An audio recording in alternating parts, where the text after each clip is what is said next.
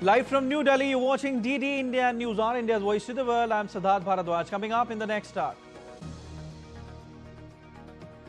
Donald Trump to speak with China's Xi Jinping for TikTok deal. Beijing yet to publicly confirm or comment on the call.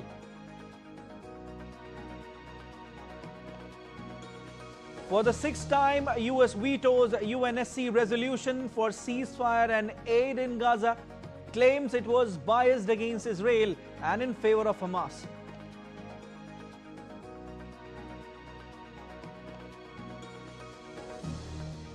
Canada, Mexico sign deal to deepen economic ties as Mark Carney holds talks with Mexican president. Leaders committed to shared partnership with US ahead of the review meet next year. And in sports, India opens account at Senior World Wrestling Championship. Antim clinches bronze medal in freestyle 53 kilograms category.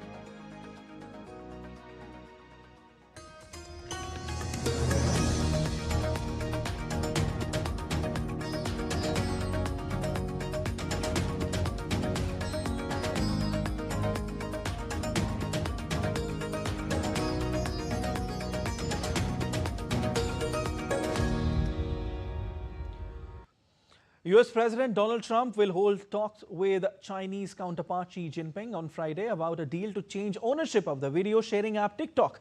During a joint news conference at Chequers during second state visit, Trump said he would speak to China's President Xi Jinping to see if they can finalize something on TikTok. Trump revealed how TikTok helped him get elected and assures that the app will be owned by all American investors.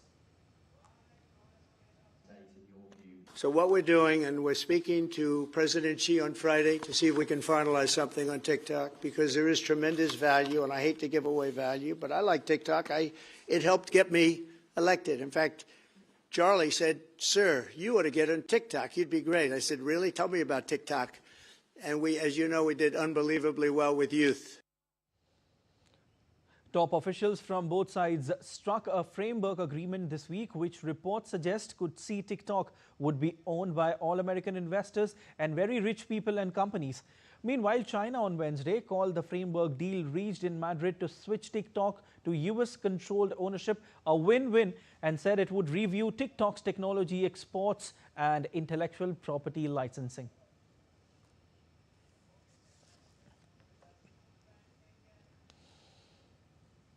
All right, and DD India's Shubhendu Ghosh joins us live on the story. Hi, Shubhendu, very good morning. Shubhendu, what's with the TikTok deal that's making the news, and why is this so significant? Good morning, Siddharth. Well, we have to understand in the age of AI, algorithms and social media, TikTok represents a very potent force. And it is as controversial as it is popular. We understand that it is banned already in a number of countries over issues of data privacy and national security, including India and a number of countries. Many countries also put partial bans on TikTok. Now, coming to the US-China issue, look at the TikTok's reach. About 1.5 billion people worldwide. That is 1 in every 7 person in the world uses TikTok. The number is even significant in terms of percentage in the United States. 170 million active users. That's roughly about 50% of the American population. America is also the country from where 50% of TikTok's about $200 billion revenue is generated. So US and China talks in the context of TikTok becomes hugely significant. Successive presidencies of America, Donald Trump in his first term had raised issues about data privacy. Where does the data of American users go? He'd raised concerns. Later, the Joe Biden's administration, in fact, brought in a legislation saying that either TikTok sells the rights of the American app to the American companies, or it is going to be banned. But now we see that Donald Trump has is sort of inspired by another wisdom. He sees that a powerful tool like TikTok, why ban it if you can control and use it? He also sees the role that TikTok may have played in him getting elected in the presidency. So in that sense, it looks like a potential breakthrough in US-China trade negotiations, if we also look at the social media ownership talks. But what is interesting is that it seems that both sides will have to climb down from their initial expectation, and TikTok may not be sold to America. Sources informed us there would be some sort of a licensing model that will come into play, but all rests on the talks that are likely between the two leaders, US President Donald Trump and Chinese President Xi Jinping. A framework has already been established, but the final call is going to be taken by the two leaders. Definitely, the final call will be by the two leaders indeed, Shubhendu. US currently, Shubhendu, has around 170 million users for this app as per the reports. Apparently, Chinese state media is calling it a win-win for both countries. What's in store for China here? Right. So now we have to understand that when the negotiations started, it was more black and white. America wanted complete control over the use of TikTok in the US, particularly in the context of data security and its algorithms. Now, we have to understand for a technology company, algorithm is really at the heart of it. That's a real secret sauce, as it were, what is referred to as.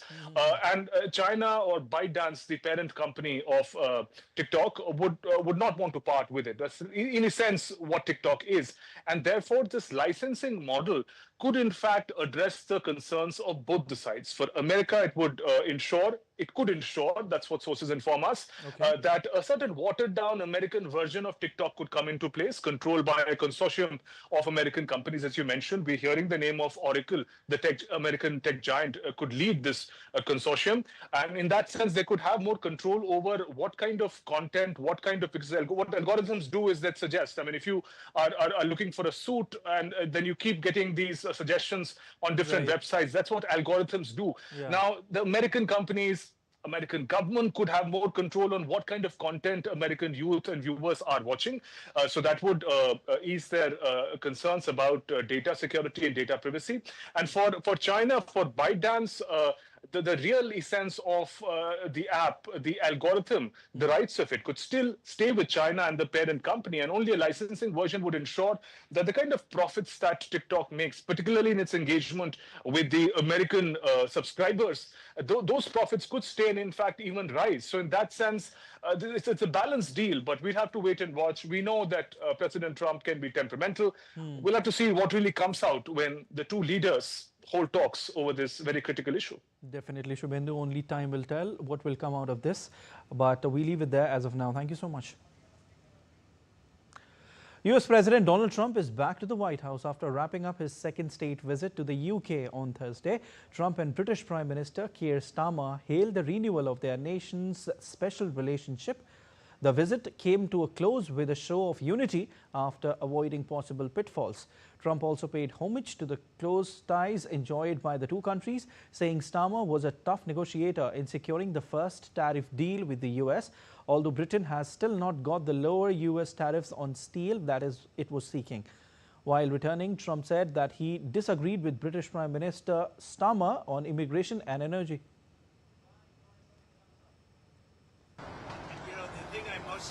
I guess I disagree with him on two things. Immigration, which is very rough for the UK, very rough, and energy. As I said, the North Sea, if I had that, I'd make a fortune with it. Look at Norway's accounts. Look at the cash in Norway. And they have the same thing we're talking about. I don't even know if they have as much, but it's a tremendous asset. So those two things. The United States vetoed a draft United Nations Security Council resolution that would have demanded an immediate, unconditional and permanent ceasefire in Gaza, and that Israel lift all restrictions on aid deliveries to the Palestinian enclave. The text, drafted by the elected 10 members of the 15-member council, would also have demanded the immediate, dignified and unconditional release of all hostages held by Hamas and other groups. It received 14 votes in favor. It was the sixth time the US had cast a veto in the Security Council over the nearly two-year war between Israel and Palestinian militants, Hamas. Gaza City and surrounding areas are officially suffering from famine, and it will likely spread, a global hunger monitor determined last month. An October 7, 2023 Hamas attack on Israel triggered the conflict in Gaza, according to local health authorities. More than 64,000 people, who also mostly civilians, have since been killed during the conflict in Gaza. The United Nations Security Council will vote Friday on re-imposing deep economic sanctions on Iran over its resurgent nuclear program. Britain, France and Germany, signatories to the Joint Comprehensive Plan of Action intended to stop Tehran obtaining nuclear weapons, allege that Iran has broken its promises under that 2015 treaty. In a letter to the UN in mid-August, the European slammed Iran as having breached several Joint Comprehensive Plan of Action commitments, including building up a uranium stock to more than 40 times the level permitted under the deal. Despite a flurry of diplomatic talks between the European powers and Tehran, the Western trio insisted there was no concrete progress. The vote could result in the imposition of sanctions as early as next week. The hard-won 2015 deal has been left in tatters ever since United States, during Donald Trump's first presidency, walked away from it in 2018 and reimposed sanctions on Iran. The United Nations Special Envoy for Syria, Guy Pedersen, announced on Thursday that he would step down in near future after more than 6 years in the role. He told the UN Security Council that Secretary General Antonio Guterres had accepted his resignation. He said Syria looks forward to engaging with the Secretary General and all of you in working with his successor in a way that preserves Syrian sovereignty. Pedersen also addressed ongoing external interference, condemning recent Israeli military actions in Syria. Pedersen was one of several UN envoys that led political missions aimed at negotiating a peaceful solution between Assad regime and its opponents. Canada and Mexico signed deal to deepen economic ties as Mark Carney holds talks with Mexican president in his 2-day visit to Mexico City. Canadian Prime Minister Mark Carney and Mexican President Claudia Sheinbaum reaffirmed their commitment to the United States-Mexico-Canada agreement, defending it as key to North America's economic success. They acknowledged tariff pressures from U.S. President Donald Trump and agreed to work on making the deal fairer for all sides.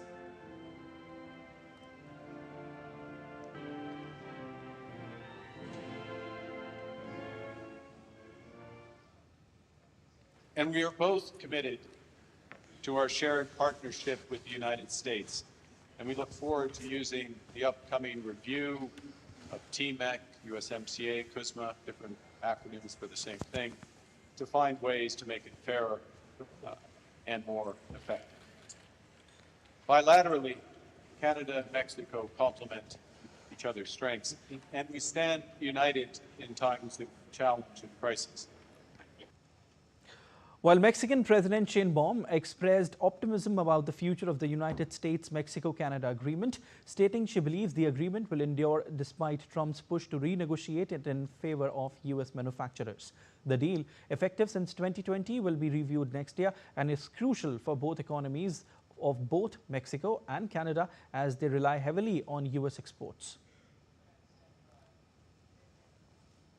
Venezuela has launched 3 days of large-scale military drills in the Caribbean as tensions escalate with the United States over rising military activity in the region.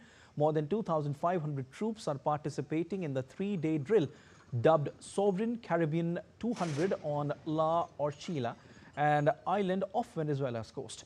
The exercises featured nighttime displays of military firepower, with Venezuelan forces firing anti-aircraft missiles and heavy artillery.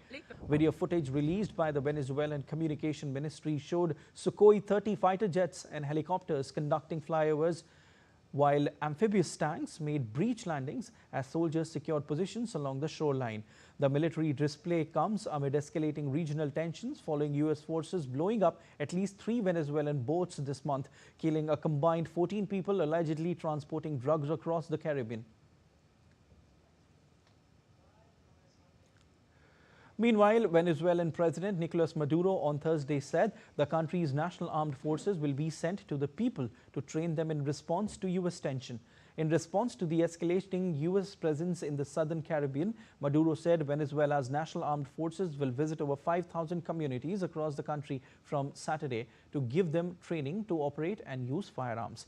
His comments came after the United States' deployment in the Caribbean seen by Venezuela as a threat to the nation. And still to come on DD India News Hour. 20,000 protesters flood the streets of Rennes. But why? We'll give you the answer. A powerful 7.8 magnitude earthquake rocks Russia's eastern Kamchatka region. And we'll tell you how AI is being used in cancer treatment.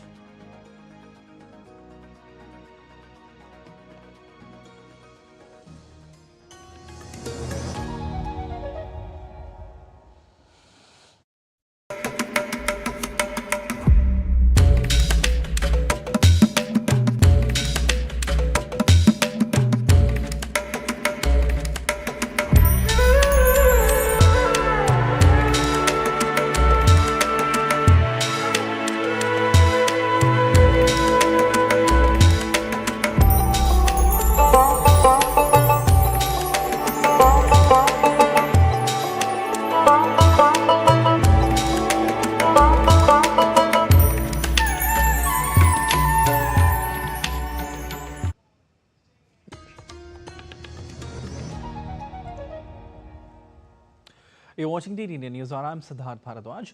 The US Senate on Thursday voted unanimously to establish a National Day of Remembrance for Charlie Kirk following the assassination of the conservative commentator. The proposed day, set for 14th of October, Kirk's birthday, aims to honor his life and political legacy. The memorial resolution comes 1 week after Charlie Kirk was killed during a speaking engagement at Utah Valley University. The designated Remembrance Day will provide an annual opportunity to recognize Charlie Kirk's contributions to conservative politics and youth activism. The Charlie Kirk Day resolution now heads to the House of Representatives. For the Day of Remembrance to become official, the House must approve a similar resolution before sending it to President Trump for final approval. US President Donald Trump celebrated the suspension of talk show host Jimmy Kimmel from the airwaves. Kimmel's suspension came after owners of local TV stations had said they would stop broadcasting his celebrity-filled late-night show, and the nation's top communications regulator threatened to investigate Kimmel's commentary about Charlie Kirk. Kimmel said during his 9-minute opening monologue on Monday that allies of Kirk were using his assassination last week to score political points. Trump, speaking to reporters aboard Air Force One, complained that he read somewhere that television networks were 97% against him and only gave him bad publicity. A lot of people, anybody could replace him. The guy had no talent. Kimmel had, look, he was fired, he had no talent. He's a whack job, but he had no talent. And more importantly than talent, he had no, because a lot of people have no talent, they get ratings. But he had no ratings. His ratings were worse than Colbert, I think. They got rid of Colbert, which was a good thing to do. A panel of U.S. vaccine advisors voted Thursday to withdraw federal recommendations for using the combined MMRV vaccine in children under 4. The panel was appointed by Health Secretary Robert F. Kennedy Jr. Panel cited seizure risks linked to the combination dose as the reason. Panel members said the standalone approach would lower the risk of fever-related seizures in young children. The new guidance updates CDC recommendations, which had previously allowed either the combined or separate vaccines for this age group. North Korean leader Kim Jong-un oversaw the testing of unmanned drones on Thursday and ordered their capabilities be strengthened through artificial intelligence. Earlier, Kim supervised the test of suicide drones with AI technology in March. The state TV KRT reported that Kim was satisfied with the test results of North Korea's Kumsong tactical unmanned attack aircraft and an unmanned strategic reconnaissance aircraft. Kim also approved a plan to further strengthen unmanned aerial vehicles capabilities.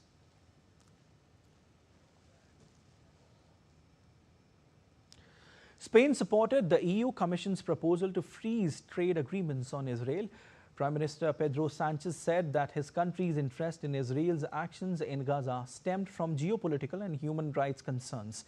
During a press conference after meeting with German Chancellor Friedrich Merz in Madrid, Sanchez added that Spain had faced what he called terrorist attacks in the past and criticized the strategies such employed by Israeli Prime Minister Benjamin Netanyahu to combat these threats. The meeting between Sanchez and Merz additionally focused on topics including solar energy initiatives and the European Future Combat Air System fighter jet project. Now, thousands of Bolivian salaried miners marched through La Paz on Thursday, setting off dynamite explosions and demanding government action against illegal mining and the occupation of legally established concessions. The Federation of Mining Workers held a protest after violent incidents at sites like Andacaba, Reserva Tres Amigos and Colquiri. Union leader Armando Taka urged action against illegal occupations and mineral theft.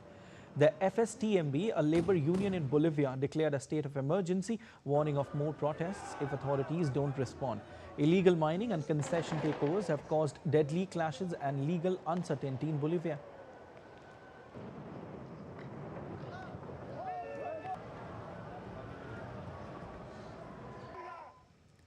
The Argentine government accused Congress of responding with demagoguery on Thursday following legislative setbacks to President Javier Milei's economic agenda. Presidential spokesperson Manuel Adorni criticized lawmakers for responding with demagoguery instead of responsibility during Wednesday's session. Despite market volatility, Adorni defended the government's economic strategy, saying the program is consistent and the fundamentals remain strong. Regarding yesterday's parliamentary session, I would like to remind you that the President of the nation called for responsibility and Congress responded with demagoguery. The economic program, which includes fiscal policy, monetary policy and exchange rate policy, is consistent and the fundamentals are sound. The comments came as Argentine markets fell sharply on Thursday amid rising political tensions and economic concerns. This came as the government downplayed the move and faced growing opposition to President Javier Milei's agenda ahead of key elections.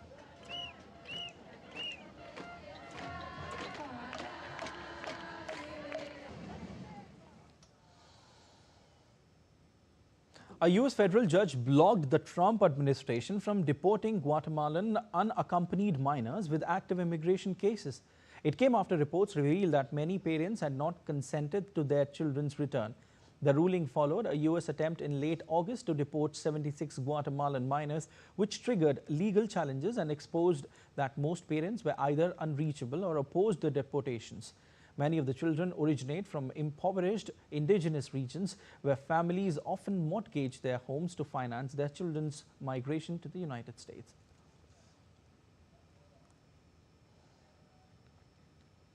Journalists and human rights activists marched in Guatemala City to demand the release of Jose Ruben Zamora, a prominent journalist jailed since 2022 on money laundering charges. Zamora, one of Latin America's most decorated journalists, was briefly granted house arrest in 2024 but was sent back to prison shortly afterward. His case remains stalled as he awaits a new trial. Zamora founded El Periódico, one of Guatemala's leading investigative newspapers, in 1996. He was arrested in July 2022 amid a broader crackdown on prosecutors, judges, human rights activists, journalists and opposition figures led by a special prosecutor's office against impunity. His trial included 11 hearings during which his defense evidence was excluded, and he has had 8 different defense attorneys. And a special Colombian court created under a 2016 peace deal on Thursday sentenced 12 former soldiers to 8 years of reparations work for their role in extrajudicial executions of 135 people. The special jurisdiction for peace gave its first sentence to former military members for war crimes and crimes against humanity, trying leaders from both FARC rebels and the military. Earlier this week, the same court sentenced 7 former leaders of the FARC guerrillas to a maximum of 8 years of reparations for the group's policy of kidnapping for ransom. At least 6,402 people were killed in so-called false positives murders nationwide between 2002 and 2008, according to the JEP, though victims groups say the figure is higher. Around 20,000 protesters flooded the streets of Rennes, France to oppose the government's proposed 2026 budget, which includes strict austerity measures. The demonstration, led by unions, turned tense when Black Bloc activists clashed with police, prompting tear gas use. Similar scenes unfolded across the country, with roadblocks and fires erupting in Paris and other cities as well. The unrest reflects growing frustration with President Emmanuel Macron's policies and signals deepening public anger over economic reforms.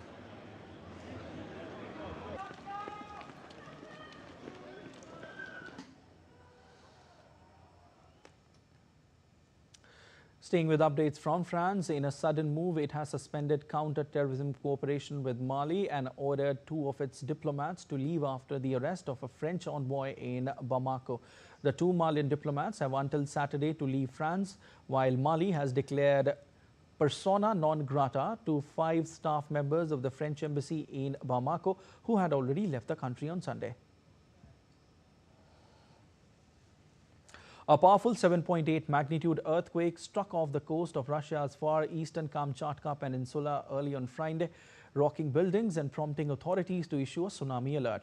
According to the U.S. Geological Survey, the quake struck 128 kilometers east of the Kamchatka's capital at a shallow depth of 10 kilometers. A series of aftershocks further rattled the region. The U.S. Pacific Tsunami Warning Center issued an alert for possible hazardous waves along nearby coastlines, but later lifted. No damage has been reported from the region so far. The Kamchatka Peninsula lies on a tectonic belt known as the Ring of Fire, which surrounds most of the Pacific Ocean and is a hotspot for seismic activity. In July, an 8.8 magnitude mega quake off the region's coast triggered a tsunami that swept part of coastal village into the sea and sparked warnings around the Pacific. And let's take a look at other stories making news around the world. Montreal-based Acrylic Robotics is utilizing a robot's arm to paint fine art on canvas using AI software that emulates the actual painter's brush strokes. The studio believes that visual art can be brought from the elite to the mass market through the use of robotics and AI. The robotic arm reproduces artists' paintings not as flat posters but with textures, allowing them to be sold at more affordable prices than in galleries, with the goal of making art more accessible. The 35th annual Ig Nobel Prize ceremony took place at Boston University, honoring quirky and intriguing scientific discoveries. This year's winners tackled topics like how narcissists react to being told they are intelligent, whether a certain lizard prefers specific kinds of pizza, the effect of alcohol on speaking a foreign language, and the physics of pasta sauce. The annual prizes are awarded in fact, as a whimsical counterpart to the Nobel Prizes. Artificial intelligence-supported software is being used in multidisciplinary tumor boards at Van Training and Research Hospital in Turkey. The AI-assisted software acted as an additional participant in tumor board meetings with specialists. AI is increasingly being used in tumor boards to improve operations by automating case preparation, analysis, and presentation. And still to come on DD India News. Logo and key flagship initiatives for India AI Impact Summit 2026 unveiled. What's more in store? Stay tuned to know. India-US defense ties see high-level interactions as Indian envoy Quatra meet US's Colby at Pentagon. And artist creates unique paper pulp idol of goddess Durga in Assam.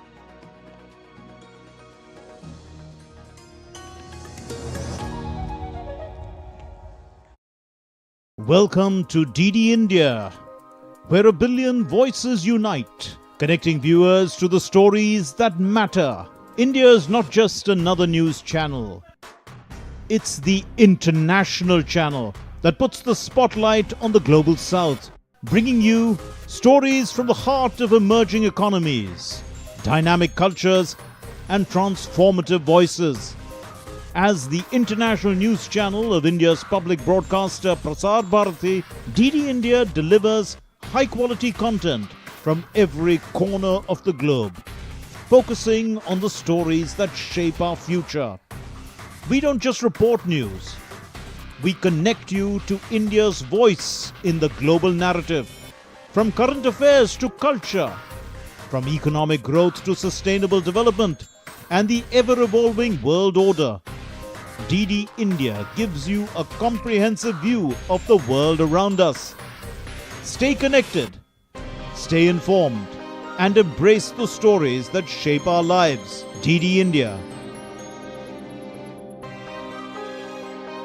India's voice.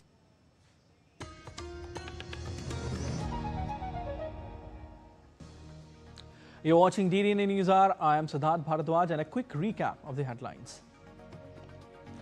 Donald Trump to speak with China's Xi Jinping for TikTok deal. Beijing yet to publicly confirm or comment on the call. For the sixth time, US vetoes UNSC resolution for ceasefire and aid in Gaza, claims it was biased against Israel and in favor of Hamas. Canada, Mexico signed deal to deepen economic ties as Mark Carney holds talks with Mexican president. Leaders committed to shared partnership with US ahead of the review meet next year.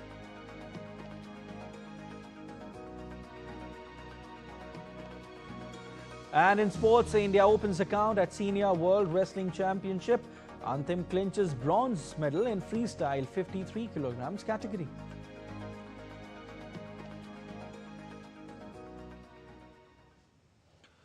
India's Ministry of Electronics and Information Technology unveiled the logo and key flagship initiatives for the India AI Impact Summit 2026. Being hosted for the first time by a global South nation, the summit is guided by the principles or sutras of people, planet and progress. The official logo's identity is the Ashok Chakra, an emblem of ethical governance, justice and constitutional values that guide India's digital and technological journey. From this core, neural network flares radiate outward, symbolizing AI's transformative impact across languages, industries and geographies, bridging divides and enabling inclusive progress. The summit will focus on the safety and impact of artificial intelligence and follows the previous edition co-chaired by Prime Minister Narendra Modi in Paris. It will feature a series of flagship initiatives, including innovative AI startups and high-potential ventures, global innovation challenges for youth, women and other participants, research symposium and AI expo. Open beyond engineering to medicine, law, commerce, business and liberal arts, providing support. India's ambassador to the United States, Vinay Mohan Kwatra, met U.S. Under-Secretary of War Elbridge Colby at the Pentagon. The two leaders reviewed the current agenda and charted actionable path on several initiatives in the pipeline of India-U.S. defense cooperation. Kwatra noted that he values Colby's deep knowledge, perspective and consistent support for India-U.S. strategic partnership. While the Secretary of War said he looks forward to continuing to elevate the critical defense cooperation with India.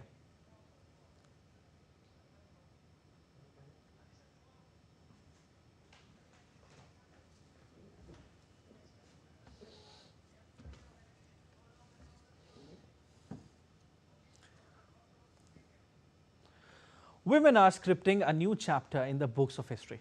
From grassroots governance to defense forces and aviation, women are now leading across all the sectors with the help of key government initiatives under the leadership of Prime Minister Narendra Modi. Here's a report. Have a look.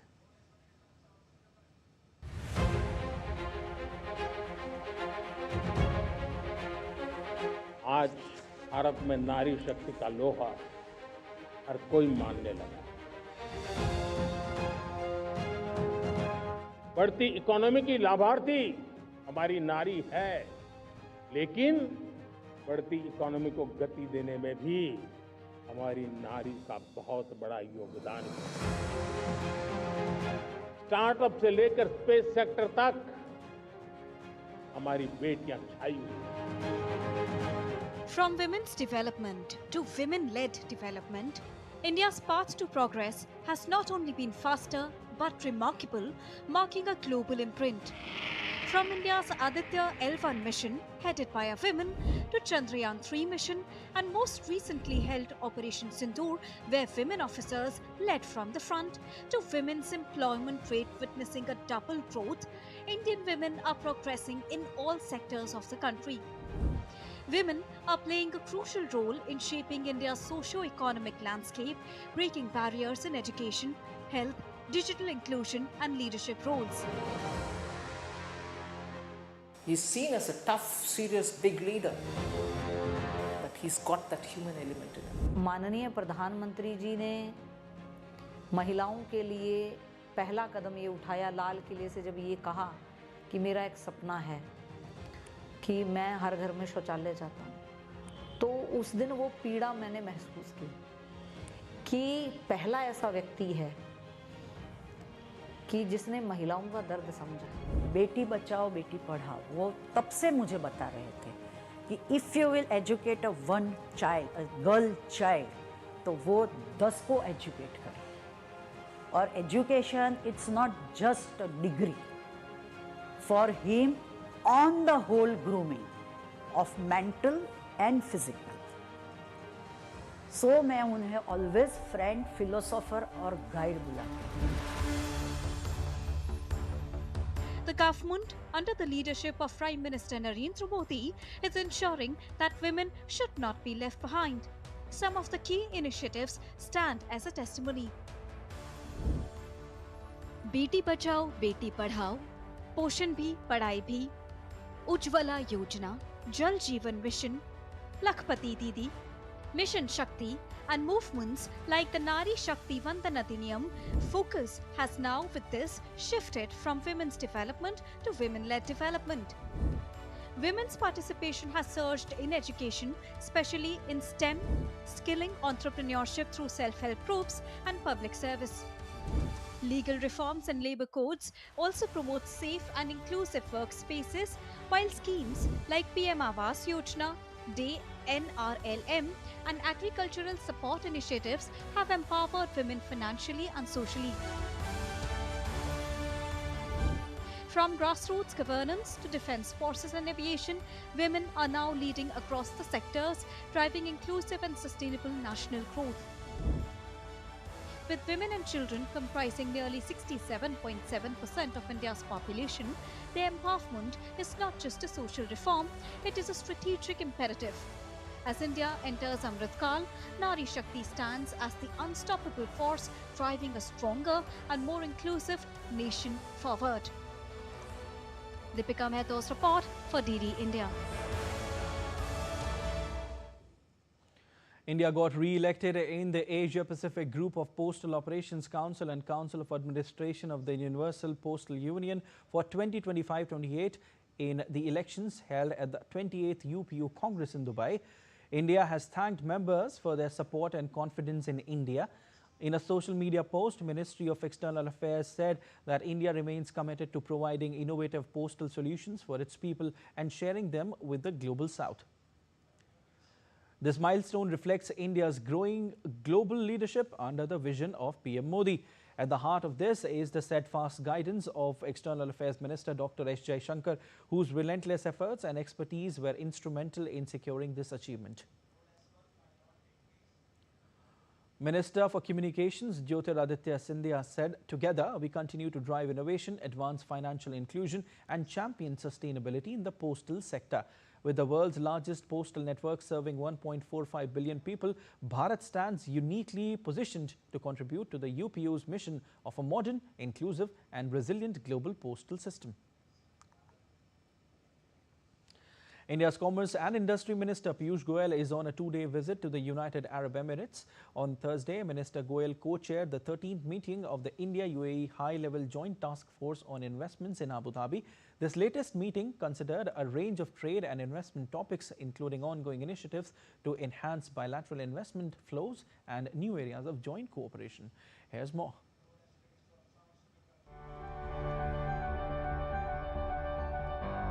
India's Commerce and Industry Minister Piyush Goyal on Thursday co-chaired the 13th meeting of the India-UAE High-Level Joint Task Force on Investments, along with Managing Director of the Abu Dhabi Investment Authority, Sheikh Hamid bin Zayed Al Nahyan.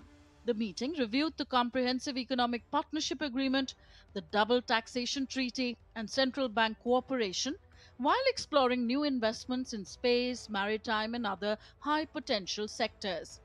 Both sides also discussed joint initiatives in third country markets, particularly in Africa and Central Asia, combining India's skilled workforce with the UAE's financial strength.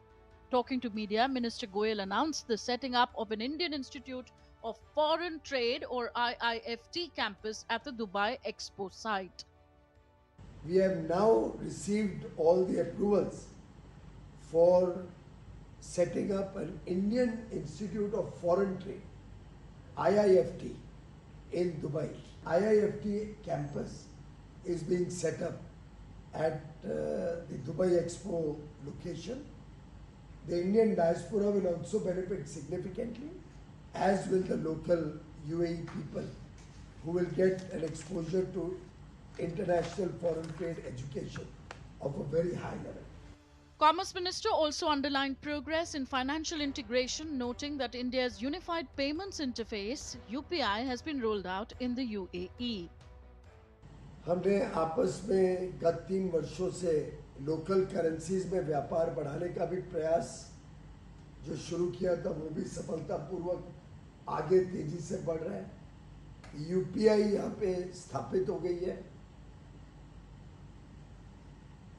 Virtual trade यानी digital platform के माध्यम से दोनों देशों के बीच में documentation exchange हो सके, उसको भी सुनिश्चित किया गया है। On Friday, Minister Goyal will hold sector-specific meetings and business engagements. He's accompanied by one of the largest Indian business delegations to visit the UAE in recent years, covering industries such as pharmaceuticals, textiles, aerospace, food processing, and fisheries. Bureau Report, DD India. Doctors at the All India Institute of Medical Sciences, New Delhi, have successfully performed a life-saving keyhole lung surgery on a 50-day-old baby weighing just 2.5 kilograms. The infant, referred from Bihar, was suffering from a rare and serious condition known as congenital pulmonary airway malformation, an abnormal development of a part of the lung that prevents normal breathing. In this case, the malformation was unusually large and located on the right side of the chest. It compressed the left lung, leaving the baby gasping for breath. This case is believed to be the youngest and smallest child in the country to undergo such a complex keyhole lung surgery, remarkably in a critical condition where the baby was already on ventilator support before the operation. By choosing a minimally invasive approach rather than traditional open surgery, the doctors ensured less pain, minimal trauma, and faster recovery, critical factors in newborns with fragile health. The child recovered steadily and now breathes comfortably. Weather updates now from the worst hit states of India. First up from Uttarakhand, where rescue and relief operations are underway after the devastating cloudburst hit Chamoli's Nandanagar on 18th of September. In a heroic joint operation, NDRF, ITBP and Civil Administration rescued a 42-year-old man alive after 15 hours trapped under debris in Kuntari village. 2 bodies have been recovered while the search continues for 6 missing persons across Kuntari and Dhurma. Over 45 homes along with the shops and 15 cowsheds are damaged and power and roads remain snapped. Rescue teams are battling rain and tough terrain using JCBs and helicopters. The administration is monitoring the situation closely as operations intensify. While in Himachal Pradesh, last night a cloudburst hit village in Nishar area of Kinnaur district. Heavy rain washed away vehicles and damaged a few houses. People ran into nearby forests to save themselves. On a positive note, no one was hurt. Local officials are keeping an eye on the situation.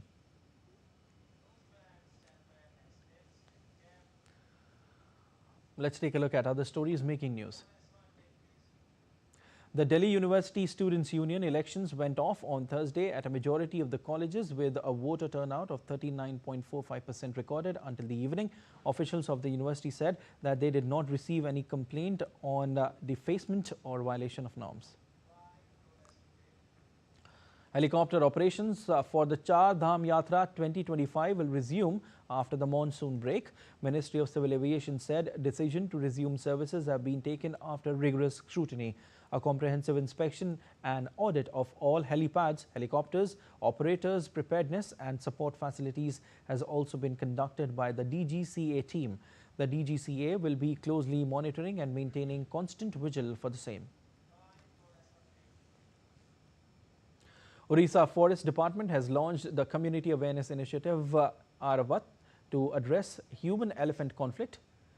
The initiative is aimed at raising awareness and sensitivity towards elephants among people. Human-elephant conflicts have led to the deaths of 628 people just last year, the highest in the past 5 years, with the 154 reported from Odisha only. The vibrant Hindu festival of Durga Puja is around the corner. An artist from Assam has created the idol of Hindu goddess Durga from discarded items, emphasizing the importance of recycling and reducing pollution. The artist used waste materials to send a message about the utility of discarded items and their role in curbing pollution. This year's idol is made from expired papad, highlighting the creative reuse of waste. And still to come on DD News. Bicycle traders say GST revamp will lower bicycle prices, boosting sales and create new jobs. And in the Asia Cup 2025, India gear up for another Pakistan clash with a prelude against Oman set for Friday. The 5-day Umasanji festival starts at India's famous Mahakaleshwar temple in Ujjain, Madhya Pradesh.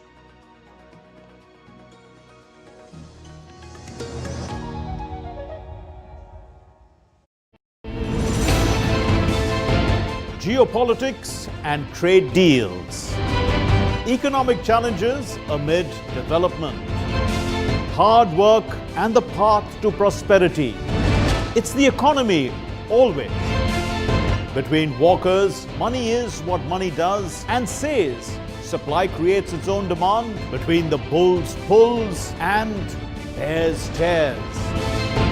When supply chains globalization and India rises to the podium. We'll get you centered with the economic brief at 8 p.m. every Thursday on DD India.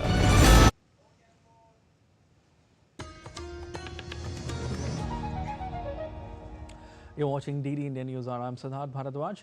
The GST reforms have brought a wave of relief and excitement among the general public. These changes, effective from September 22nd, are expected to significantly reduce the cost of several commonly used products.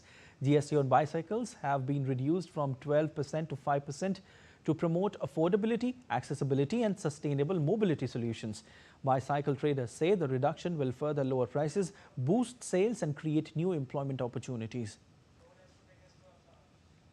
In a decision that will directly touch the lives of millions, the government has slashed GST on bicycles from 12% to just 5%. What does this mean for the common man, for a student cycling to school, for a worker commuting to his job, or for families in both villages and cities? Owning a bicycle just became more affordable. With lower tax on spare parts and accessories, repairs and upkeep will also cost less. A small change in tax, but a big step forward. World equity markets reached a new peak on Thursday, powered by continuing bull run on Wall Street, while the US dollar rose on expectations of stronger US economic data and a delay in Federal Reserve rate cuts. Benchmark S&P 500, the Dow and the Nasdaq all posted record closing highs. Intel jumped more than 22% after Nvidia said it would invest $5 billion in the struggling US chip maker. While in the UK, the pound value dipped slightly after the Bank of England kept rates unchanged.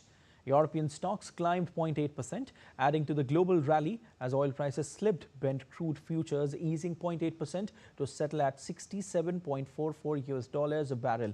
Asian shares are set to end a big central week in positive territory, while the Nikkei notched a record aided by expectations the Bank of Japan would again skip a rate hike. Policymakers, diplomats and experts from India and Sri Lanka gathered in Colombo on Thursday for a policy dialogue aimed at strengthening economic and strategic partnerships for shared growth. The event was organized by the Pathfinder Foundation and Chintan Research Foundation. Indian High Commissioner Santosh Jha underlined the importance of collaborative policy alternatives to advance shared prosperity. The discussions held at the Gal Face Hotel focused on three areas. The first session examined alternative energy, including solar, wind, LNG connectivity and undersea energy links. A second session addressed investment opportunities in strategic minerals with emphasis on technological cooperation and skill development. The final session explored connectivity and the India-Middle East-Europe economic corridor, highlighting shipping, port infrastructure and logistics partnerships. You're watching DD India News. Our time now for sport, and wrestler Antim Panghal clinched historic bronze medal at the World Wrestling Championships in Zagreb in the 53 kilograms women's freestyle category on Thursday after defeating Sweden's Olympian Emma-Jonna Malmgren 9-1 in a tough bronze medal match. With this bronze, Antim becomes the second Indian woman after Vinesh Phogat to win 2 world's bronze medals. Antim also won bronze in the 2023 edition of the World Championships at Belgrade and had beaten the very same opponent 16-6 via technical superiority. Antim started her campaign with a dominant 10-0 victory by technical superiority against Spain's Carla Yome Soler in the pre-quarterfinals. She then edged past the People's Republic of China's Zhang Jin 9-8 in a tense quarterfinal before falling 5-3 to Paris 2024 silver medalist Lucia Yepes of Ecuador in the semis. Her bronze also opened India's account at the event. All right, and DD India's Narayan Singh joins us live from Delhi. Hi, Narayan. A very good morning to you. First of all, congratulations to the entire country. Antim Panghal winning this medal indeed has brought a happiness on everyone's faces, and it also has opened India's account in the tournament. Narayan, tell us how significant is this win for Antim and for the entire India? Good morning, Siddharth. If you take a look, winning a medal at the World Championship where the best wrestlers of the world are competing in itself a big achievement. We know that's the second medal of the Antim Panghal at the World Championship. In the past also, she had displayed that she has the talent, she can do, and she has done this achievement, winning the medal for India at the multiple podiums. But after a big setback at the Olympics, she made a comeback and she fought all the odds, and we can say that she is a true fighter and she knows how to make a comeback, how to fight. So at this age, winning a medal at this level, definitely a big achievement, and we can say that it shows the steady progress of the Indian sports at the different arenas. And here in wrestling too, at one point in time, it was looking like that the next crop of the Indian wrestlers were not up to the mark. But Antim Panghal, with her medal at this podium, definitely showed to the world that definitely she has the potential. And the next thing that she will be eyeing a medal at the Asian Games next year. That will be in Nagoya in Japan. After that, in the 2028 LA Olympics. Definitely she has the potential and she can replicate the achievement of the World Championship on those podiums also. Definitely, Narayan. Very quickly, how will this medal of Antim Panghal inspire, another wrestlers, especially women wrestlers, to come up, work hard and win medals like Antim Panghal and make India proud on global stage? Siddharth, in every sports, we need heroes to inspire the young generation, to inspire the other players. Unless and until we don't have heroes, definitely we can't just inspire the next generation. Let's take a look at the example of the Neeraj Chopra. After he won the gold medal in the Tokyo Olympics, he just inspired the whole country, not only whole country, but even the world. Now he's one of the most followed international athletes. So after him, we saw the emergence of many javelin throwers in India who are constantly performing well at the different podium. And the younger generations, Narayan, are also taking part, in lesser known sports, which used to be lesser known, and now, they have made their priorities. So, yeah, definitely you said that right, Narayan. We need heroes to get inspiration from. We leave it there. Thank you so much, Narayan.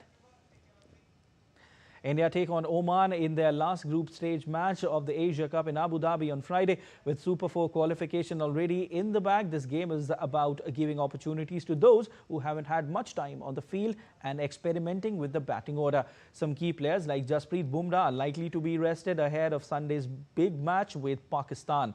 Oman face India for the first time, and it's a daunting task. Their two games so far yielded scores of 67 and 130, with no batter crossing 30. Against India's formidable attack, they are up against a mountain to climb, but it will be a historic moment for them to play with the world champions.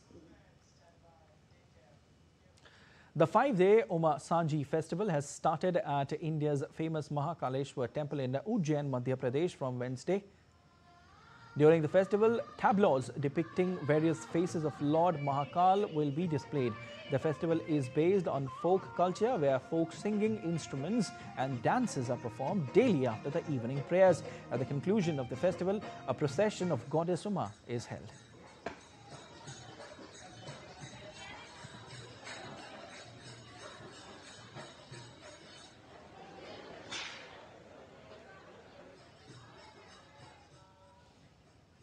That's all for this edition of DD India News Hour. But let us know your thoughts on the news of the day. For those on the go, you can get all the latest news and updates from India and across the world on DD India mobile app.